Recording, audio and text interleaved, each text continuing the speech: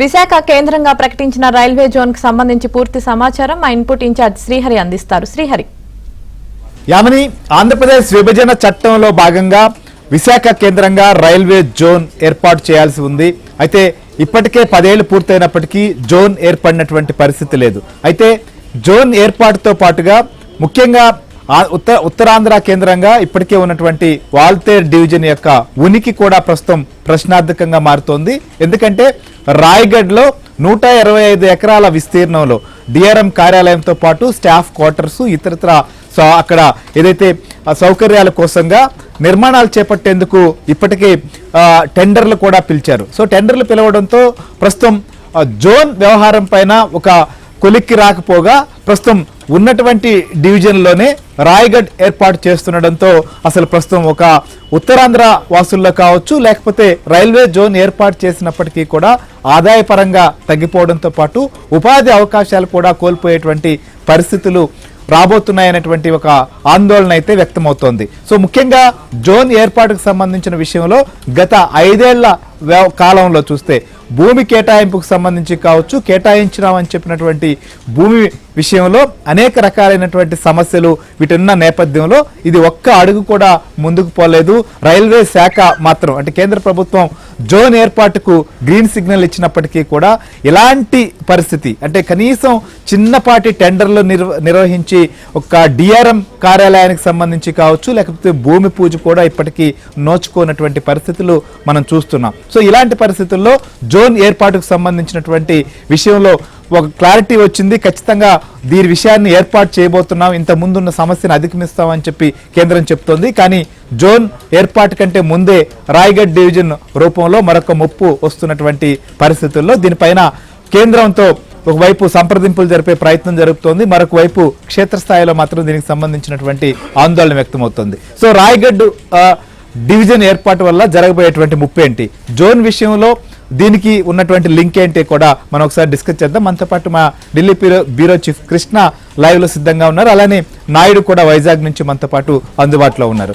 So Krishna, మీరు చెప్పండి, ముఖ్యంగా ఒడిశా సంబంధించినటువంటి విషయంలో జోన్ ఏర్పాటు సంబంధించినటువంటిది చేస్తే ఇప్పుడున్నటువంటి జోన్లో నుంచి కూడా ప్రస్తుతం కొత్తగా ఆంధ్రప్రదేశ్ పునర్విభజన చట్టంలో పేర్కొన్నట్టుగా విశాఖ కేంద్రంగా ఏర్పాటు చేయాల్సి ఉంటుంది. సో ఇలాంటి పరిస్థితుల్లో రాయ్గఢ్ డివిజన్ ఏర్పాటుకు మాత్రం చకచక పనులు, భూమి పూజకు కూడా టెండర్లు పిలిచారు. ఇలాంటి పరిస్థితుల్లో ఎలా చూడాలి? ఈ డివిజన్ ఏర్పాటు వల్ల ఉత్తర ఏదైతే మనకు ఉన్నటువంటి కోస్తాలో ఉన్నటువంటి మొత్తం చాలా ప్రాంతం కూడా ఈ డివిజన్లోకి కలిపేటువంటి అవకాశం ఉంటుంది. అలాంటప్పుడు జోన్కి యొక్క ప్రాధాన్యం తగ్గిపోతుంది అనేటువంటి ఒక ఆందోళన కూడా వ్యక్తమవుతుంది. అసలు కేంద్ర ఆలోచన ఏంటి? దీని విషయంలో ఇప్పటికే కేంద్ర మంత్రులు, ఎంపీలు కూడా కేంద్రంతో సంప్రదింపులు జరుపుతున్నట్లుగా తెలుస్తోంది. అది ఎక్కడి వరకు వచ్చింది?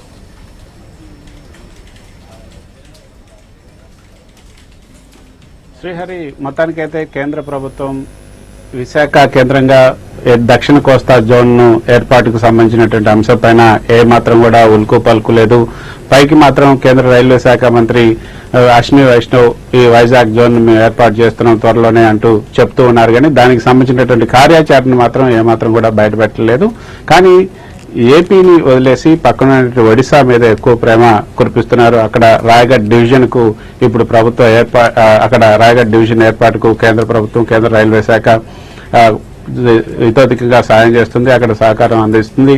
అయితే నిజానికి 2014లో విభజన జరిగినప్పుడు ఈ యొక్క వైజాగ్ జోన్ ఏర్పాటు చేయాలంటూ ఏపీ ప్రజలంతా కూడా డిమాండ్ చేశారు.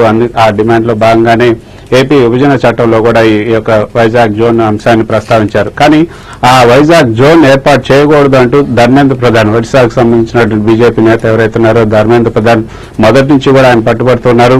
వైజాగ్ జోన్ కు మేము వ్యతిరేకం, అక్కడ వైజాగ్ జోన్ కనుక ఏర్పాటు చేస్తే మాకు వాల్తేరు డివిజన్ లో సుమారు 10,000 కోట్ల రూపాయల ఆదాయం వస్తుంది, అదంతా కూడా పోతుంది. వాల్తేరు డివిజన్ ని ఇటు కలిపితే కనుక వైజాగ్ జోన్ లో కలిపితే మొత్తం మాకు రాకుండా పోతుంది ఆదాయం, దానివల్ల బీజేపీకి ఎక్కువ నష్టం జరుగుతుంది ఒడిశాలో అంటూ మొదటి నుంచి కూడా ఆయన వ్యతిరేకిస్తూ వచ్చారు. అయితే ఇప్పుడు మొత్తానికి విభజన జరిగి 10 ఏళ్ళు అయినప్పటికీ కూడా వైజాగ్ జోన్ కు సంబంధించి ఒక్క అడుగు కూడా ముందుకు పడలేదు. ప్రతిసారి కూడా ఏదో ఒకటి చెప్తూనే ఉన్నారు. మొత్తానికి అక్కడ ఓఎస్డీని ఏర్పాటు చేశారు, తర్వాత అక్కడ నివేదికను కూడా తీసుకొచ్చారు. కార్యాలయ ఏర్పాటుకు కొంత స్థలాన్ని కేటాయించాలని కోరినప్పుడు గత ప్రభుత్వం ఏదో ఒక లిటిగేషన్ లో ఉన్నటువంటి ల్యాండ్ ఇచ్చి అక్కడ కట్టుకోమని చెప్పారు. కానీ ఆ తర్వాత ఇప్పుడు వచ్చినటువంటి ప్రభుత్వం ఆ లిటిగేషన్ అన్ని తీసేసి ఆ ల్యాండ్ ఇచ్చినప్పటికీ కూడా దానిపైన ముందడుగు వేయకుండా ఒరిస్సాలో ఉన్నటువంటి రాయగడ డివిజన్ ఏర్పాటు చేయడానికి 125 ఎకరాల్లో ఆ డివిజన్ ఏర్పాటు చేయడానికి ముందడుగు వేసింది. అందుకు భాగంగా టెండర్లను కూడా పిలిచింది. డిఎంఆర్ కార్యాలయాలతో పాటు ఇతర కార్యాలయాల ఏర్పాటుకు టెండర్లు పిలిచింది. అయితే దీనివల్ల మనకు జరిగే నష్టం ఏంటి, ఆంధ్రప్రదేశ్కి జరిగే నష్టం ఏంటి అని కనుక చూస్తే రాయగడ డివిజన్ ఏర్పాటు చేసడానికి ముందే అసలు వాల్తేరు డివిజన్ సంబంధించినటువంటి అంశాన్ని తేల్చాల్సినటువంటి అంశం ఉంది. ఆ వాల్తేరు డివిజన్ ఇటు వైజాగ్ జోన్ లో కలుపుతారా లేదా అని కూడా తేల్చాల్సినటువంటి అంశం. కానీ వాల్తేరు డివిజన్ లో కొంత భాగం ఒరిస్సాలో ఉంది, కొంత భాగం ఆంధ్రాలో ఉంది. ఆ వాల్తేరు డివిజన్ లో ఆంధ్ర భూభాగంలో ఉన్నటువంటి వాటన్నిటిని కూడా వైజాగ్ జోన్ లో కలపాలన్నది మొదటి నుంచి కూడా ఏపీ ప్రజలు చేస్తున్నటువంటి డిమాండ్. సో దానిపైన కూడా ఏమాత్రం తేల్చలేదు. సరే, ఒడిశా భూభాగంలో ఉన్నది రాయగఢ్ డివిజన్ లో కలిపితే ఎవరికి అభ్యంతరం లేదు. కానీ ఆంధ్రప్రదేశ్ లో ఉన్నటువంటి ఈ భూభాగం ఏదైతే విశాఖపట్నం, విజయనగరం, చీపురుపల్లి ఇవన్నీ కూడా విజయవాడ డివిజన్ లో కలిసిపోవాల్సినటువంటి అవసరం ఉంది. విజయవాడ డివిజన్ మళ్ళీ దక్షిణ కోస్తా జోన్ లో కలవాల్సినటువంటి అవసరం ఉంది. అయితే వాల్తేరు డివిజన్ లో మిగిలినటువంటి ప్రాంతాలు ఏవైతే ఉన్నాయి, కోరాపూట్, రాయగఢ్, కిరండల్ ఇవన్నీ కూడా కొత్తగా ఏర్పాటయ్యే రాయగఢ్ డివిజన్ లో కలుస్తాయా లేదా అని కూడా చెప్పాల్సింది. కానీ దీని మీద ఒక స్పష్టత ఇవ్వకుండా రాయగఢ్ డివిజన్ ఏర్పాటు చేయటం ఏంటి, రాయగఢ్ డివిజన్ ఏర్పాటు చేసిన తర్వాత వైజాగ్ జోన్ పరిస్థితి ఏముంటుంది, అసలు వైజాగ్ జోన్ ఏర్పాటు చేసి దానివల్ల మనకు ఏమాత్రం లాభం జరుగుతుందా లేదా అనేది కూడా అందరూ కొంత ఈ యొక్క ఆందోళన అయితే వ్యక్తం చేస్తున్నారు. ప్రస్తుతం ఉన్నటువంటి గుంతకల్లు, విజయవాడ, గుంటూరు ఈ డివిజన్లన్నిటి కలిపి విశాఖపట్నంలో ఈ వాల్తేరు డివిజన్ లో ఆంధ్ర భూభాగంలో ఉన్నటువంటి ఆ భూభాగం మొత్తాన్ని కలిపి ఈ వైజాగ్ జోన్ గా ఏర్పాటు చేయాలన్నది ఈ అందరూ కూడా కోరుతున్నారు. కానీ దానిపైన మాత్రం కేంద్ర ప్రభుత్వం ఏమాత్రం కూడా స్పష్టత ఇవ్వట్లేదు. మొత్తానికి ఈ యొక్క వాల్తేరు డివిజన్ వల్ల వాల్తేరు డివిజన్ కనుక రాయగఢ్ డివిజన్ లో కలిపితే మొత్తానికి అసలు వైజాగ్ జోన్ ఏర్పాటు చేసి కూడా దానివల్ల లాభం లేదు అని కూడా అందరూ చెప్తున్నమాట. మరి దానిపైన మాత్రం కేంద్ర ప్రభుత్వం మౌనంగా ఉంది. కేంద్ర ప్రభుత్వ అధికారులు కూడా మౌనంగా ఉన్నారు.